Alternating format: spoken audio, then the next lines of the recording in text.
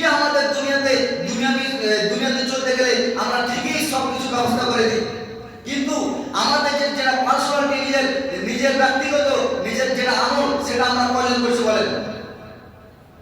মানুষ নিচে নামতে নামতে এখন মানে নিচে ঢেকে গেছে, দেওয়ালে পিঠ লেগে যাচ্ছে, দেওয়াল পড়ে যাচ্ছে, তা আমরা বুঝতে পারছি না যে আমরা কোন মুহূর্তে চলে এসেছি।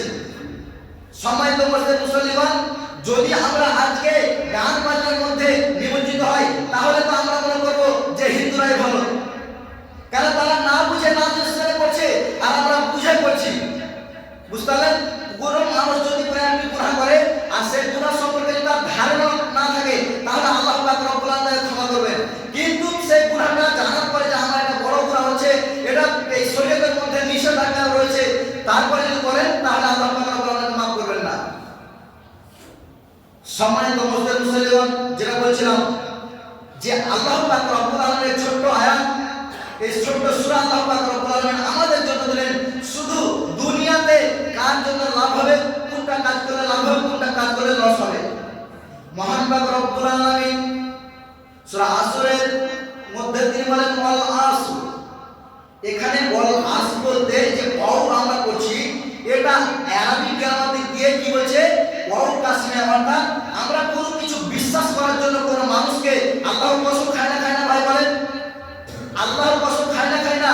ধরেন কোনো এক ব্যক্তি কোনো কথা বলছেন, সে আপনার কথাটা বিশ্বাস করছে না, যে এখানে বাইপাসে একটা অ্যাক্সিডেন্ট হয়ে গেছে, দুজন মানুষ মারা গেছে, এটা বিশ্বাস করছে না। না, আল্লাহর কিরাই বা আমরা বলে কি বলে না, আল্লাহর কসম করে বলছি যে ওখানে অ্যাক্সিডেন্ট হয়েছে, তখন মানুষটা বিশ্বাস করে। এই রকম আল্লাহ পাক রব্বুল আলামিন তিনি তার সময় যে তিনি সৃষ্টি করেছেন, সময়ের কসম খাচ্ছেন যে ওয়াল আসর, আসরের কসম, অর্থাৎ যুগের কসম, জীবনের কসম, সময়ের কসম। আল্লাহ পাক রব্বুল আলামিন দৃঢ় বলেন। এই আল্লাহর কসম আর আমাদের কসম কি মনে করেছেন এক? আমাদের কসম আর আল্লাহ পাক রব্বুল আলামিনের কসম কি মনে করেছেন এক? কারণ আল্লাহ ছাড়া আর কোনো বড় মহত্বপূর্ণ কোনো ইবাদতের মালিক বা আল্লাহ কোনো প্রভু আছেন? আর আমাদের কোনো প্রভু আছে?